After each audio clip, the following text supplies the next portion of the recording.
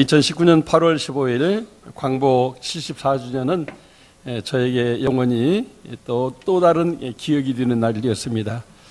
저희 어머님이 91세로 광복절날 하나님의 부름을 받으셨습니다. 64년 전 저를 낳으시고 낳으실 때 괴로움 다 잊고 참 죽을 병에 걸려 죽어가던 어린 나를 살리려고 끝까지 몸부림치신 결과 이렇게 저를 살려내셨는데 이제는 연로하여져서 하나님의 부름을 받게 되었습니다. 그날 새벽기도 이후 상담하러 온 분이 계셔서 집에 늦게 들어가는 바람에 병원 연락을 늦게 확인한 결과 어머님의 임종을 못 보고 말았습니다. 참 아쉬움이 있지만 그래도 휴가 때 한 주간 형제들과 어머님을 이렇게 위로하면서 효도했는데 그것이 위로가 되었습니다. 형제들 간에 최소한 이 상태로 한 1년 정도는 더 갈 수 있지 않느냐, 더 자주 와서 효도하자고 이렇게 다짐했건만 어머님은 그 일 후 한 열흘 만에 이렇게 참 하나님께 가게 되었습니다. 폐혈증이어서 갑자기 나타나는 현상이어서 주무시다가 일어나서 이렇게 호흡곤란을 느끼시다가 큰 고통 없이 이렇게 빨리 천국을 가시게 되어서 위로가 되고, 특별히 이렇게 많은 성도님들이 문상해 주시고 또 위로해 주셔서 저희 온 가족들이 감동하면서 참 어머님이 복된 생애를 살고 효도를 받으시고 또 성도들의 이렇게 유문을 받으시게 되었다고 함께 기뻐하게 되었습니다. 정말 어버이의 은혜, 어머님의 은혜는 하늘보다 높고 바다보다 깊다고 할 만큼 큰 은혜인데, 그래서 하나님의 은혜에 비교되기도 합니다. 우리는 그 은혜를 항상 잊지 말고 효도하며 살아야 되겠습니다. 우리 전우자로 인사하십니다. 어버이 은혜에 감사하며 삽시다. 어버이 은혜에 효도하며 삽시다. 함께 인사하면 좋겠습니다. 오늘 본문 내용은 주님의 재림을 기다리는 초대교회 성도들에게 오래 참고 기다리라. 특별히 농부가 땅에서 나는 귀한 열매를 바라보면서 길이 참는 것처럼 우리 성도들도 그렇게 주님의 재림을 오래 참고 기다려야 된다고 말씀해 주고 있습니다.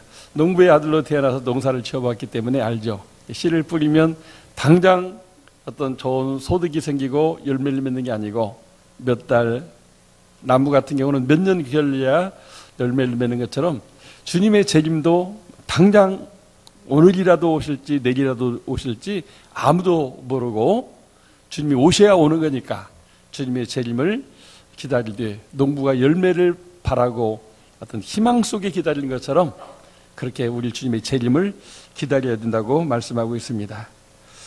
특별히 인내하는 자가 이제 복되며 인내의 모델인 욥처럼 인내하라고 말씀해주고 있습니다.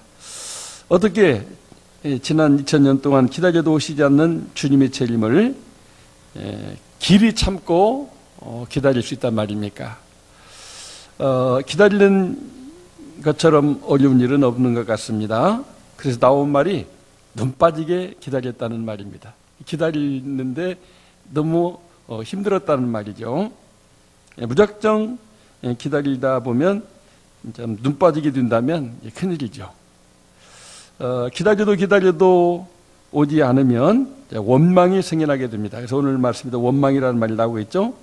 우리말에는 기대가 크면 실망도 크다는 말이 있습니다. 초대교회 성도들은 환난과 핍박 속에 신앙생활을 했어요. 그러다가 로마 군병에 붙잡히면 기독교 신앙을 포기하거나 아니면 잡혀가서 순교당해야 되는 그런 어려움이 있었습니다. 아니 하나님, 이렇게까지 예수님의 재림이 지연되면 어떻습니까? 주님이 오셔서 우리가 고통 없이 살다가 천국 가면 좋겠는데 주님이 오시지 않으니까 예수님 믿는 사람들을 핍박하는 세상의 권세가 이렇게 날뛰고 있는데 어서 속히 오셔서 우리를 구원하시고 우리를 괴롭히는 이들을 심판해달라고 많은 사람들이 기도했지만 주님은 언제 오신다 말씀하시지 않고 그냥 오시기는 올 텐데 그날과 그때는 모르니까 기다려라.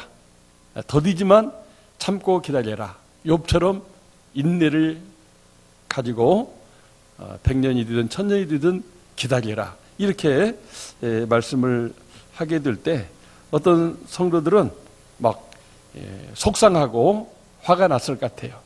아니 오신다고 약속했으면 빨리 와야지 언제까지 기다리라고 하는 말입니까? 그러다 보니까 신앙생활하다가도 화가 나는 사람들은 참지 못하고 이렇게 원망하고 또 다투고 싸우는 일들도 일어나게 되는 것을 보게 되는 것입니다. 제가 아는 어떤 사모님은 참는 것도 한도가 있다고 하면서 이렇게 남편 목사님에게 걸핏하면 이혼하자고 말했습니다. 남편은 온유한 사람이라 왜 그러느냐고 또 참으라고 내가 뭐 잘못했냐고 미안하다고. 그런데 어느 날 막 발광을 하니까 목사님께서 혼자 중을 걸렸습니다. 뭐 이혼하라면 내가 못 할 줄 알아? 시장가 가면 되지. 근데 그 얘기를 그 사모님이 들었어요. 어떻게 됐을까요? 뭐야? 내가 이혼해 주면은 세장가 간다고?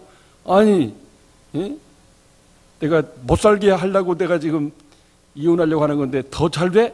그러면 안 되지. 그래가지고 마음을 고쳐먹고 이혼을 안 하고 살게 됐다고 하는 것입니다. 참으면 좋지만 어떤 경우는 안 참아도 좋을 때가 있는 것 같아요. 지금 행복하게 너무너무 잘 사십니다.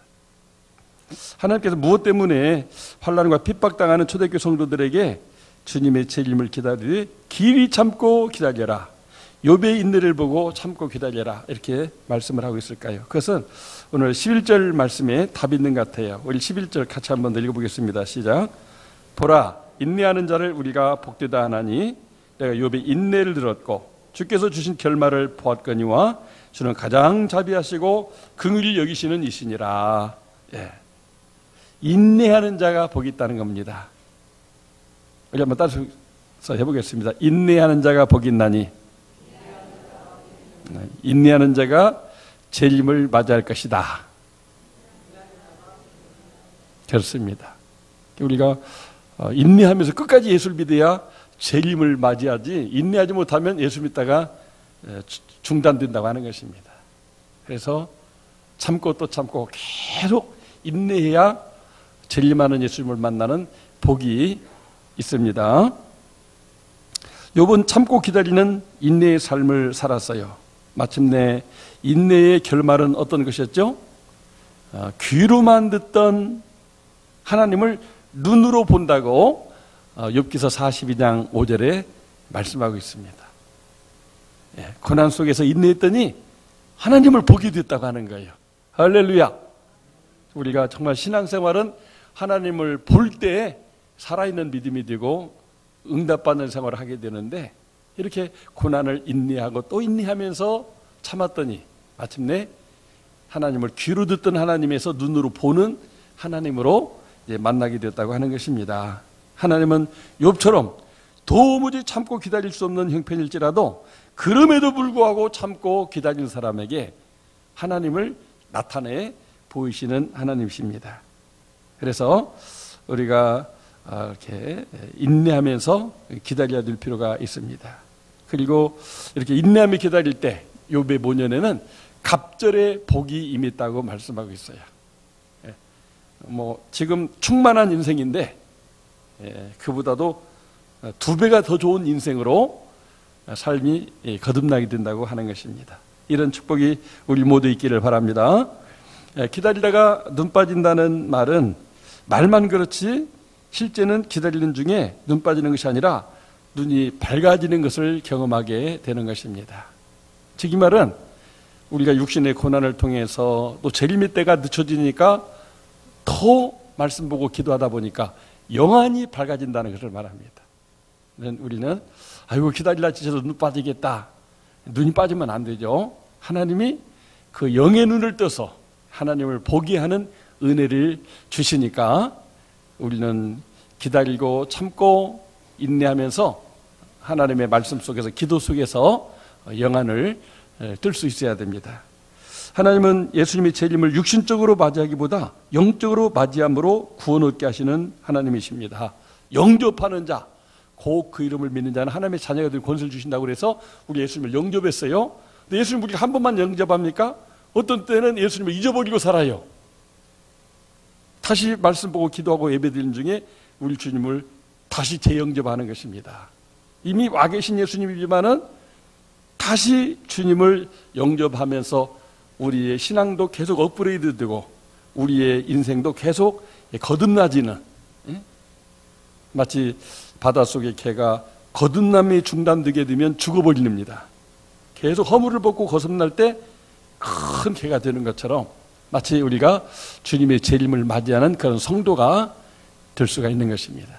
그래서 우리는 예수님의 재림이 예수님을 영접할 때 이루어지게 되는데, 구원으로의 영접도 있지만 거듭남으로의 영접도 이루어지는데, 그것이 어떻게 보면 우리 일상 속에서 이루어지는 주님의 또 하나의 작은 재림이라고 할 수가 있는 것입니다. 뿐만 아니라 육체적으로 죽는 마지막 순간이 우리가 주님의 재림을 맞이하는 시간이 되는 것입니다. 예수님의 재림은 우주적인 재림이 있는가 하면 개인적인 재림이 있어요. 그럼 그 개인적인 재림은 예수님을 눈과 눈으로 보고 또 예수님과 같은 몸으로 변화되는 건데, 부활의 첫 열매 되시는 예수님이 부활하셔서 영원히 온 우주 가운데 충만하게 계시는 분인데, 우리가 육신의 장막을 벗어버리게 될 때 우리가 신령한 몸으로 예수님과 같은 부활체의 몸으로 변화를 받게 되는데, 그때 우리 주님이 우리를 만나러 오신다고 하는 겁니다. 우리에게 재림하셔서 우리를 손잡고 우리를 품에 안고 천국으로 옮겨주신다고 하는 것입니다. 사망이나 곡하는 것이나 이별이나 다툼이나 이렇게 아픈 것이 없는 그 새하늘과 새 땅, 마치 신부가 신랑을 위하여 단장한 것 같이 너무나 아름다워서 절대 비교 불가한 그 좋은 낙원으로 부활하신 예수님 우리를 이렇게 재림하셔서 이렇게 인도해 주신다고 하는 것입니다. 그렇기 때문에 우리가 그날과 그때는 몰라요. 내가 이 세상 떠날 때를 누가 알겠습니까? 5분의 1을 모르는 인생인데, 근데 우리가 기다리면 어느 순간 주님이 나를 찾아오셔서 나를 주님과 같은 부활된 몸으로 변화되어서 주님과 함께 천국에 가게 되는 그런 은혜가 있게 된다고 하는 것입니다. 이 사실을 믿을 수 있기를 바랍니다. 정말 우리 예수님 아니면 이 재림의 소망 중에 우리가 살아갈 수가 없고, 또 영원한 천국을 우리가 갈 수가 없어요. 주님이 재림하지 않으면 내 육신 가지고 천국에 갈 수가 없어요. 우리가 어디 바다를 건너갈 수가 있습니까? 아니면 어디 달나라를 갈 수가 있습니까? 우리 몸 가지고는 안 돼요. 근데 하나님이 사람 되어 오셔서 이 땅에 오셨던 그 모습, 그리고 다시 하나님 나라로 가신 그 모습으로 우리가 변화되어야만 갈 수 있는데, 그게 죽음이라고 하는 과정을 통해서 그렇게 변화되어서 영원한 나라에 가게 된다고 하는 것을 성경은 말씀해주고 있는 것입니다. 예수님께서 내가 곧 길이요 진리요 생명이니 나로 말미암지 않고는 아버지께로 올 자가 없느니라. 길 주신다는 것은, 진리와 생명 주신다는 것은 예수님을 통해서만 하나님께로 갈 수가 있는데, 예수님은 하나님이 계시는 영원한 처소, 그 영원한 맨션, 그곳이 예수님에 의해서 우리에게 준비되었고, 예수 믿는 사람들은 마지막 죽는 순간 주님의 재림을 맞이해서 그 나라에 가게 된다고 하는 것입니다. 이 사실을 믿기에 고난 속에서도 행복할 수가 있으며 절망 속에서도 희망을 갖고 살아갈 수 있는 것이 그리스도인인 것입니다. 우리 성도들은 이 순간을 기다리면서 길이 참고 인내할 수 있어야 되겠습니다. 그래서 초대교회 성도들은 이제 어느 날은 이렇게 노마 군병에 포위되면 예배드리다가 아이들까지 같이 잡혀가는 일들이 종종 있었어요.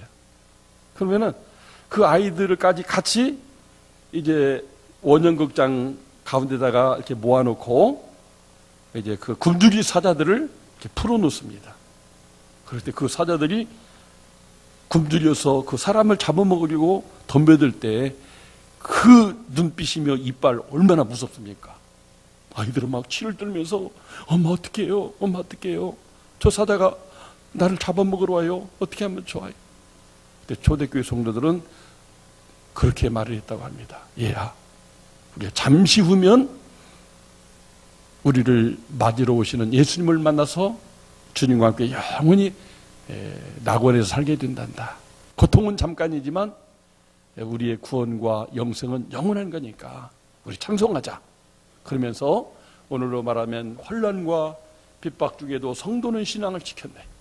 내 주를 가까이 하게 하면 십자가 짐 같은 고생이나 이런 찬송을 부르는데 그 슬픔의 자리가 기쁨의 자리가 되고 환희의 자리가 되고, 그래서 거기에 모였던 수많은 사람들이 사자가 막 공격하고 막 뜯어 제낄 때 막 피투성이를 보면서 야, 저 기독교인들 죽으니까 좋다지만 그 사람들 중에 성령님이 역사해가지고 저게 사람이 할 짓이냐? 그 예수 믿는다는 것 때문에 저렇게 사람을 어린아이들까지 사자에게 찢겨먹게 하는 게 저게 사람이 할 짓이냐? 이 더러운 세상, 잘못된 세상, 이건 아니다. 나도 예수를 믿겠다. 그래서 군인들이 군복을 벗고 나도 잡아먹어라, 나도 죽여라. 그렇게 하는 이 전도가 이루어지면서 비록 교회가 카타콤으로 들어갔지만 마침내 300년이 지나서 그 로마라고 하는 제국이 기독교 국가로 부활된 줄로 믿습니다. 주님이 책임하신 거예요. 모든 로마의 권세 아래 있는 나라는 모두 예수를 믿어라. 이것이 콘스탄틴 황제의 칙령이었고 그 결과 모든 사람이 예수 믿는 구원의 역사, 재림의 역사가 이루어진 것을 보게 되는 것입니다. 우리는 죽음이 인생의 끝이나 절망이 아니라 시작입니다. 어머님 장례를 마치셨는데 어떤 분이 그런 카톡을 주셨어요. 목사님, 어머니 천국 이사 간 것이니까 너무 슬퍼하지 말고 위로받고 또 천국을 소망하세요. 제가 뭐라고 했을까요? 아멘. 그렇죠. 우리는 죽는 순간 주님의 재림을 맞이해서 개인적으로 주님과 함께 천국에 가게 될 줄로 믿습니다. 우리는 죽음이 끝이 아니라 새로운 시작이에요. 그렇기 때문에 기독교는 희망의 종교요, 부활의 종교요, 영원한 생명, 영생의 종교라고 할 수가 있는 것입니다. 할렐루야. 사랑하는 성도 여러분, 욥처럼 하나님을 믿으며 인내하면 살아생전에 예수님의 재림을 경험하고 거듭나는 그리스도인이 될 뿐만 아니라 가장 분명한 것은 죽음의 순간이, 이 세상을 떠나는 순간이 주님을 맞이하는 순간이 되게 될 것이라고 하는 것입니다. 그래서 순교자가 된 그 야고보도 성도들에게 욥처럼 인내하면서 주님의 재림을 기다려야 된다. 그리고 자신도 그렇게 믿음으로 주님의 재림을 기다리다가 순교자가 된 것을 보게 되는 것입니다. 우리가 예배할 때마다 신앙 고백하는 사도신경은 성부, 성자, 성령 하나님에 대한 신앙 고백이에요. 성부, 성자, 성령 하나님이 천지를 창조하시고 인생을 구원하시되 보혜사 성령님은 우리 가운데 지금 운행하셔서 우리의 믿음을 지켜가면서 환난도 이기게 하시면서 귀로만 듣던 하나님을 눈으로 보게 하시는 그런 역사를 지금도 하고 계시는 성령 하나님이셔요. 그래서 항상 그분은 어제나 오늘이나 영원토록 동일한 분이시며 하나님을 믿고 인내하면서 고난을 이겨내기 사람에게는 반드시 고난을 통한 영광, 십자가를 통한 부활로 나가도록 섭리하시는 줄로 믿습니다. 그래서 우리는 예배 때마다 그 삼위일체 하나님을 신앙 고백하면서 그 믿음으로 다시 예배하고 그 믿음으로 다시 이 죄악이 가득한 세상 속에 나가서 의의 선한 싸움을 싸우며 달려갈 길을 달려가게 되는 것입니다. 사랑하는 성도 여러분, 우리는 인생을 사는 것이 예수님을 예수로 믿고 영적 재림하신 그 예수님의 통치 속에 현재 천국을 사는 존재들입니다. 사도 바울은 그런 삶을 살았어요. 하나님의 나라는 먹고 마시는 것이 아니라 성령 안에서 의와 평강과 희락이다. 의가 있는 곳에 자유가 있는 것이고 하나님이 너는 의인이라 인정해 주시기 때문에 평강이 있는 것이고 그 자유와 평화 속에서 진정한 기쁨 있는 삶을 사는 것입니다. 사도 바울이 부자였기 때문에 하나님 나라를 누렸습니까? 건강하기 때문이었습니까? 고난이 없기 때문이었습니까? 아닙니다. 누구보다도 가난했고 누구보다도 고난을 많이 받았고 누구보다도 힘든 인생을 살았지만은 사도 바울과 비교해서 그보다 더 행복하게, 그보다 더 희망을 품고 그보다 더 현재 천국을 누리며 산 사람은 없다고 할 수 있습니다. 우리는 사도 바울처럼 현재 천국을 누리며 살게 해달라고 늘 예배하고 늘 기도해야 됩니다. 그래서 우리가 이 세상에서부터 내 안에 이렇게 영접되신 예수님, 그분이 이미 내가 이제 영적으로는 나에게 재림이 이루어졌다. 그러니까 지금 현재 주님과 함께 살아가는 여기가 천국이다. 이런 믿음으로 살아갈 때 현재의 고난은 장차받을 영광과 비교할 수 없는 것이어서 현재의 고난도 고난당한 것이 내게 유익이다. 이렇게 고백하며 살아갈 수가 있습니다. 엄청난 역설이죠? 역설입니다. 아니 고난당하면 힘든데 그게 왜 은혜고 그게 축복입니까? 실제 우리가 경험해보면 그때 막 힘든 일이 많고 고생이 있었는데 그래서 기도했고 그래서 말씀 받고 그래서 예배를 더 사모하면서 드렸는데 그게 은혜였구나. 아무 문제가 없고 아무 고생이 없을 때는 신앙도 이렇게 나태해지기가 쉽습니다. 지나놓고 보면 그 힘든 때가 나로 놔두게 나를 이렇게 주님이 더 크게 사랑하셨다는 것을 우리가 이렇게 고백하게 되는 것입니다. 어떤 분이 그러잖아요. 정말 자기 인생의 발자취를 돌아보니까 자기가 가장 힘들 때는 자기 발자국이 그 바닷가의 모래에 자기 발자국만 이렇게 찍혀 있는 거예요. 그래서 우리 주님께 원망했습니다. 아니 내가 편안할 때는 내 곁에 오셔서 같이 가셨던 주님이 왜 내가 힘들고 어려울 때는 그냥 혼자 두십니까? 힘들고 어려울 때 더 가까이 주셔야지. 그랬더니 예수님이 뭐라고 대답했을까요? 야 이놈아, 네가 힘들 때 내가 너를 업고 간 거야. 그래 네 발자국은 없고 내 발자국만 있는 거야. 이렇게 말씀을 하시더래. 그렇습니다. 우리가 힘들 때 주님이 우리를 업고 가시는 거예요. 주께서 사랑하신 자에게 잠을 주신다는 말은 주님이 나를 업어준다는 말입니다. 그렇기 때문에 우리는 고난당할지라도 주님이 내가 고난당할 때는 업고 가시는 분이다. 그래서 주님을 사랑하되 더 이전보다 사랑하면 어떤 환난과 핍박도 이기며 우리가 인생 순례길을 승리할 수가 있게 됩니다. 그런 은혜가 우리 모두 있기를 바랍니다. 그래서 여기 11절에 보니까 보라 인내하는 자를 우리가 복되다 하나니, 인내하는 자가 복이 있다고 그랬죠. 너희가 욥의 인내를 들었고 주께서 주신 결말을 보았거니와 주는 가장 자비하시고 긍휼히 여기시는 이시니라. 욥은 이 세상에 제일 큰 고난을 받은 사람이에요. 육체적으로도 사탄이 직접 쳤어요. 사탄이 대부분 직접 안 치거든요. 간접적으로 치지. 사탄이 하나님 복 주니까 저 사람이 잘 믿는 거지. 한번 저 사람도 어렵게 해보라고. 지금처럼 믿는가. 그럴 때 하나님께서 생명을 취하지 못하지만 네가 한번 연단해봐라. 허락을 하니까 사탄이 직접 치게 될 때 그의 육체의 고난은 너무 힘들어서 내가 차라리 죽었으면 좋겠다. 그런 고백을. 그렇게 믿음 좋은 사람이 너무 힘들어가지고 견딜 수가 없으니까 차라리 내 육체 밖에서 내가 있으면 좋겠다. 이 육신의 고통이 너무나 지금 크다. 이런 탄식을 하고 있는 걸 봅니다. 어디 그뿐입니까? 정신적인 고통은 얼마나 더 컸을까요? 정말 그 부자가 하루아침에 알거지가 됐습니다. 세계 최고의 갑부가 세계 최고의 거지가 되어버렸어요. 그렇게 아리따운 아내는 떠나가고 자식 10명은 하루아침에 막 재앙으로 죽어버리고, 그렇게 될 때 정말 이게 뭐야? 내 인생 이게 뭐야? 아니 하나님 내가 뭘 잘못했어요? 자식들을 경건하게 살게 하려고 매일 예배도 드리고 또 매월별로 잘못한 거 있으면 통틀어서 용서받기 위해서 월별 제사도 드리고, 근데 왜 이런 일이 나에게 생깁니까? 하나님 막 그렇게 원망 생길 수 있는 그런 일들이 아니었습니까? 정말 사람들을 볼 때 야 봐라 저 예수 잘 믿다고 하던 욥이 저 꼬라지를 좀 봐라. 얼마나 정신적으로 괴롭고 이게 창피하고 그렇겠어요. 영적으로는 어땠을까요? 아마 그 신정론, 아니 하나님이 계신 거요? 아니 하나님이 살아계시다면 이럴 수 있는 거요? 어떻게 이럴 수가 있어? 하나님 정말 살아계신 거요? 막 이런 마음의 그 고통 속에 친구들이 찾아와 가지고 엘리바스, 빌다, 소바리아의 친구가 야, 네가 이런 죽을 줄이 져서 숨은 죄가 있어서 이런 거지 왜 죄도 없는데 하나님이 너를 저렇게 하겠느냐, 너 빨리 회개해, 막 이렇게 자기를 욱박지를 때 아니 정말 하나님 계신 거야? 나는 하나님 앞에 뒤에 앉으려고 얼마나 내가 힘쓰고 애쓰고 노력해서 살았는데, 그러면서 막 영적인 그런 고통도 갈등도 컸어요. 육신적으로나 사회적으로 겪는 그런 고통보다 어떻게 보면 이 영적인 고통이 더 컸을 것 같아요. 아니 정말 하나님 맞는 거요?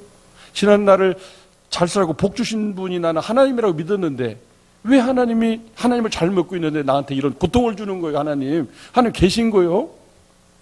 계시다면 좀 나타나서 좀 증거를 보여달라고. 그럴 때 하나님이 엘리후라는 사람을 보내가지고 젊은이가 하나님에 대해서 이야기하는데 하나님이 정말 욥에게 나타나가지고 깨달음을 주시는 거예요. 정말 하나님의 은혜 아니면 살 수 없는 인간 존재라는 것을 깨닫게 될 때 눈이 번쩍 뜨인 거예요. 그렇구나. 하나님은 나와 함께 계시고 나의 하나님이구나. 하나님이 지금 보이는구나. 하나님은 살아계시고 지금 내가 고난 가운데 있지만 나를 지금 버린 것이 아니라 나를 지금 연단해서 정금 같은 믿음이 되게 하려고 하는구나. 나의 가는 길을 그가 하시나니 그가 나를 단련하신 후에는 내가 정금같이 나오리라. 하나님. 그 하나님을 인내하고 또 인내하고 하는 가운데 마침내 하나님을 눈으로 보는 사람이 되게 되었고, 그 결말은 이렇게 욥의 모년에 갑절의 복, 아내도 새로웠고 10자녀 얻었는데 그 딸들은 세계 최고의 그런 미녀들이라고 성경이 말하고 있어요. 정말 하나님은 욥의 인내와 결말을 통해서 하나님은 살아계시다고 하는 것을 보여주었습니다. 우리가 주님의 재림을 기다리는 성도로서 누구나 다 우리가 이 죽음의 순간을 통해서 개인적인 재림을 이제 마지막으로 맞이하게 될 텐데, 그날과 그때가 언제인지 몰라요. 한밤중에 들는지, 내가 예수님을 막 부인하고 죄질 때가 있는지 언제일지 몰라요. 그래서 항상 우리는 깨어있어 기도하면서 죄짓다가 마지막 순간을 맞이 않도록 우리가 그렇게 경건하게 살아야 되는 이유가 있습니다. 잘 믿다가 막 죄를 짓고 막 혈기를 부리고 막 악을 하고 있는데 그때 주님이 오시면 어떻게 되겠어요? 우리는 항상 깨어있어 쉬지 않고 기도하면서 언제라도 주님 맞을 준비, 지금이라도, 아니 5분 후에라도, 아니 오늘 밤이라도 주님이 내게 찾아오신다면, 내 생명의 마지막이 온다게 되면 정말 성경의 결론인 아멘 주 예수의 오시옵소서 이렇게 주님 맞이할 수 있다면 그 신앙이 살아있는 신앙이요 복된 신앙이요, 그것이 주님의 재림을 맞이하는 인생의 승리가 될 줄로 믿습니다. 저희 어머님은 참 하나님을 믿듯 이렇게 특히 고난 속에서 욥처럼 인내하는 믿음으로 살아오신 분입니다. 이렇게 하나님의 부르심을 받기 전에 1929년 이렇게 태어나시게 됐는데, 가난한 농부의 집에서 셋째 딸로 태어나셨어요. 그래서 이렇게 초등학교도 못 다니고 그 일제시대에 어떻게 보면 그 위안부로 끌려가지 않은 것만도 감사하죠. 1929년이니까. 그때 태어나가지고 이게 소녀기를 거치면서 이제 18살 처녀가 됐는데, 저희 외할아버지가 저희 할아버지 있는 마을로 이렇게 놀러 왔다가 우리 할아버지한테 설득을 당했어요. 우리 지금 큰아들이 덩치도 좋고 심성도 착하고 또 우리 재산도 물려받아서 가문을 이룬 사람인데 어디 이렇게 좀 이렇게 소문 듣자니까 딸이 있다고 하는데 우리 딸 하나 좀 시집 보내면 안 되겠느냐고. 그러니까 딸이 있다고 하면서 막 서로 주거니 받거니 왕창 먹다 보니까 그래 우리 결혼시키자 해가지고, 이게 아버지 어머니 만나서 뭐 선이라도 보고 결혼해야 되는데 그냥 날짜 잡아서 그냥 아버지가 데려와가지고 그렇게 결혼식을 시킨 거예요.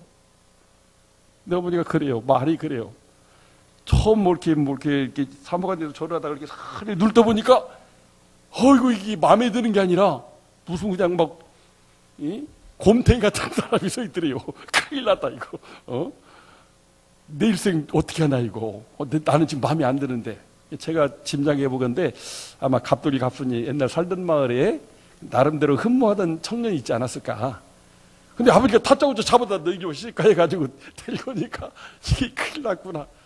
처음 올 때부터, 시집 올 때부터 막 울면서 안 가겠다고 하고, 시집 와서도 막 이거 내가 어떻게 이 정치지만의 일생을 사느냐고, 뭐 유교적인 분위기 속에서 이 시집살이를 어떻게 하냐고 막 그런 막 이렇게 그 섭섭함과 막 원망이 있었다는 거예요.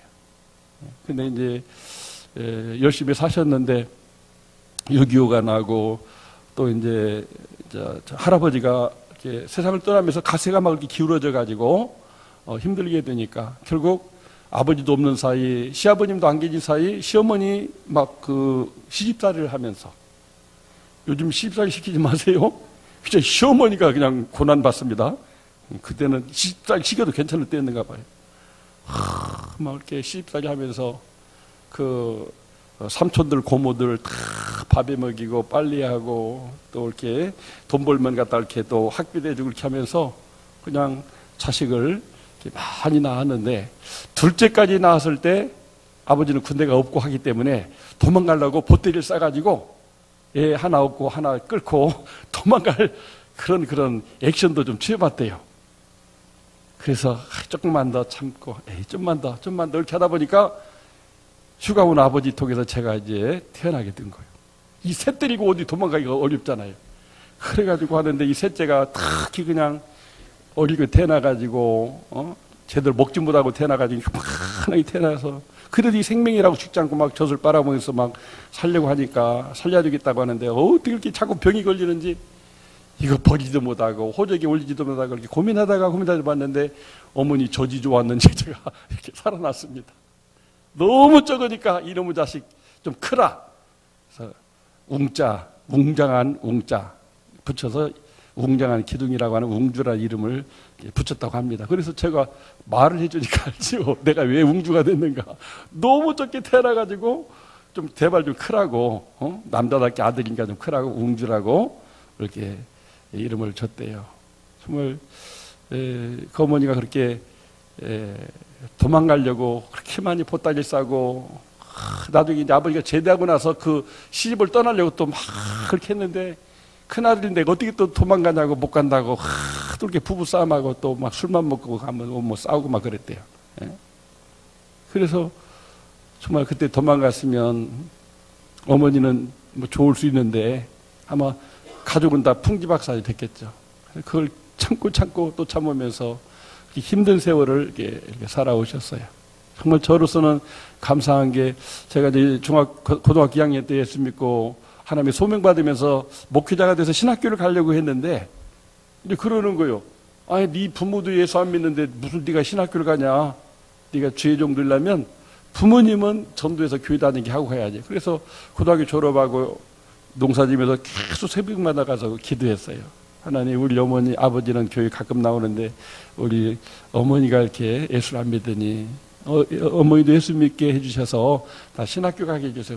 새벽마다 가서 고등학교 졸업하고 이렇게 농사지면서 기도하니까 어느 그 사찰 집사님이 하도 이상하니까 와서 들어봐도 기도를 이렇게 몰래 들었어요. 그랬더니 그 내용이 그건 거예요. 그래서 그 마음 가운데 감동이 돼가지고 내가 이 어머니를 전도해야 되겠다. 그래서 마을이 다른데 교회에서 사찰 집사니까 종쳐놓고 막 쫓아가가지고 1.5km밖에 있는 우리 마을까지 와가지고, 옹주 선생 어머니 교회 가요. 응?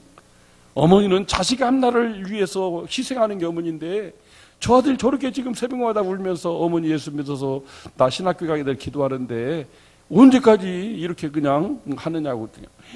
무슨 하나님 있느냐고 콩심내 콩나고 파심에 판다는 거지, 내가 힘써서 살아야지 기도한다고 뭐가 나오냐고. 나는 일요일날도 일해야 되니까 못 나간다고 3개월간을 이렇게 버텼어요.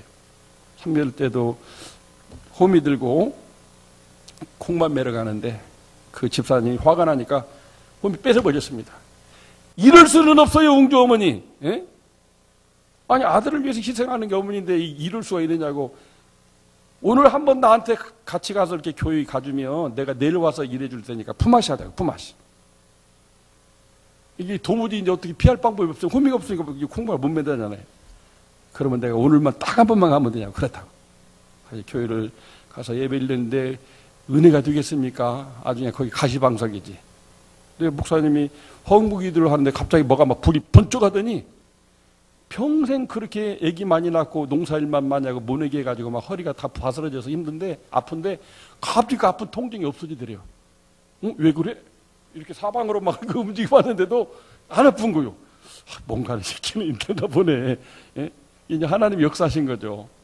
예, 그래서 교회 다니면 이 아픈 허리 평생 아픈데 계속 안 아픈다면 내가 교회 다녀야 돼. 그래서 그때부터 교회 다니고 그래 그 다음에 제가 신학교를 갈 수가 있었습니다. 할렐루야. 무지하게 하여튼 고집센 최고집이에요. 내가 나중에 살았어요. 안강추라고 안씨 강씨가 더 세다는 건 나중에 알았는데 그 당시에 그냥 소문났어요. 저 정치 집안에 출시면을 그냥 고집이 그냥 막 그렇게 세다고 하는데 자식을 위해서는 그 고집을 꺾는 거예요. 그래 자식이 신학교 가서 주의종 된다고 하니까 왜 가냐 안 가면 안 되냐 그냥 농사 짓고 그냥 먹고 살면 되는 것이 왜 이렇게 사람들 눈치 보면 힘들게 신학교에 어떻게 주워 들어가지고 알고 있어 이제 가지 말라고. 하나님이 나를 소명했으니까 나는 가야 됩니다. 그래 가거라. 1년간만 등록금 대주면 군대 갔다 오고 내 스스로 돈 벌어서 갈 테니까 제발 1년간만 좀 도와달라. 그렇게 신학교 1년 다니고 지금까지 이렇게 45년째 하나님의 종으로 이렇게 살고 있습니다. 정말 어머니가 이렇게 정치 집안에서 안 도망가고 참고 또 참고 또 자식을 위해서 자기 자존심 버리고 그 예수 믿어주고 그래서 이렇게 제가 목사가 됐는데 우리 형제들이 다 그래요. 아이고 우리 어머니 복 받았네. 이렇게 많은 분들이 막 이렇게 문상을 와서 위로해주고 또 많은 목사님들이 막 외국 갔다가 막 갑자기 들어온 분도 계시고 뭐 휴가 갔다가 막 문상하러 오신 분도 계시고 한밤중에 막 새벽 2시에 막 오시고 막 그러는 거예요. 목사님 어머니 세상 떠나셨는데 위로해야 된다고. 그걸 보면서 형제들이 다 감동을 받아. 어머니 헛되지 않다 인생이. 예? 자식들 7남매 낳아서 뒷바라지하고 또 그 중에 하나 이렇게 목사 세웠는데 어머니 복된 인생이다. 그렇게 해서 마지막 땅에 묻히는 것도 복을 받으셨어요. 조상들이 선영이 있는데 그게 그 시골 일대 이 산을 사서 거기다가 이렇게 다 이장하고 해서 모셨는데 이게 이제 김제시로 이제 이렇게 편입이 되면서 이게 땅값이 막 10배 이상 오른 거예요. 그 집에서 산지기가 이제 다시 되팔으라는 거예요. 우리가 10만 원 줄 테니까. 아니 지금 이 땅값이 100만 원 이상 올랐는데 그걸 되팔겠어요? 그런데 그 다음부터 자기 집 앞으로 상해가 가야 되고 운굴해야 되는데 아예 일절 못 가게 막는 거예요. 그래서 아버지 어머님을 같이 합장해 드려야 되겠는데 이거 어떻게 하다 갑자기 그냥 장례식 둘째 날 다 될 줄 알았다가 어디 납골당으로 모시나 막 고민하고 있는데 제가 지혜가 생겼어요. 그 양반들이 산지기라고 땅 한 뭐 이렇게 500평 붙여먹는데 거기서 콩 심고 고추 심으면 돈이 얼마나 나오겠어요. 근데 막 땅값 올라가지고 배는 아프지. 그래서 이 돈 때문에 제 양반이 저러는 거다. 딱 생각이 들어요. 시골 작은아버지 저러세요. 작은아버지 저희가 기부금 100만 원 낸다고 할 테니까 한번 다시 얘기해 보세요. 야, 안 돼야. 지난달도 익산에 있는 그 큰아버지 집에서 하다가 못하고 돌아가서 안 돼. 아니 내가 100만 원 준다고 다시 한번 해보세요. 그랬더니 한밤중에 연락이 왔어요. 허락이 났대.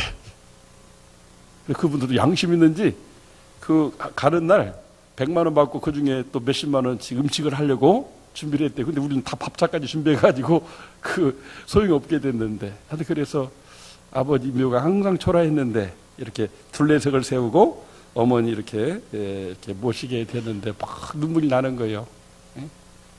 하나님의 은혜로 이렇게 네 분이 서로 뭐 큰 적은 없었지만 하나님의 은혜 안에서 믿음으로 구원받고 늘 함께 찬송 부르고 이렇게 사셨는데 같이 합장도 하게 되어서 너무 기쁘다. 모든 형제들이 같이 울면서 감사를 드렸습니다. 정말 이게 욥처럼 한평생을 어떻게 보면 그 원찮은 시집으로 와서 힘든 시집살을 하면서 7남매 낳고 참 죽을 고생만 했는데 길이 참고 참았더니 91세까지 장수하시고 이렇게 죽음의 것도 오래 안 받고 아침에 일어나가지고 갑자기 호흡이 가빠져가지고 바로 2시간 후에 하나님 나라 가셨기 때문에 큰 고통도 안 받으시고 또 가시기 전에 자손들 다 모여가지고 용돈도 드리면서 위로하고 이렇게 마지막 그런 그 시간에 작별 인사가 된 것 같아서 이게 다 하나님의 은혜구나. 그냥 앉으면 또 이렇게 그냥 그 찬송이 나와요. 하나님의 은혜로 이 쓸데없는 자 왜 구속해 주는지 왜 축복해 주는지 난 알 수가 없도다. 정말 하나님의 은혜에 감사하고 또 여러분의 그런 기도와 또 사랑에 이렇게 감사를 드립니다. 정말 우리가 인생 살면서 주님의 재림을 맞이하는 죽음을 순간을 통해서 개인적인 재림을 맞이하는데 그래서 천국에 영광스럽게 가는 것이 최고의 인생의 성공이고 축복이에요. 그러기 위해서는 다른 방법 없어요. 좀 고생스러워도 예수 믿다가 도망가지 말고 끝까지 예수를 믿어요. 우리 어머니 안 도망갔잖아요. 정씨 집안에. 이제 우리 막내 삼촌하고 그 셋째 삼촌이 와가지고 막 울면서 마지막 취투하며 그런 얘기 하는 거예요. 아이고 내가 3살 때 시집 와가지고 나를 다 키웠는데 업어서 먹이고 또 그 큰 삼촌은 내가 19년 동안 우리 형수님 밥 얻어먹고 빨래 해줘서 내가 살았는데 군대 갈 때까지 우리 형수님 이제 이렇게 형님 곁으로 돌아갔네. 막 그렇게 우시는 거예요.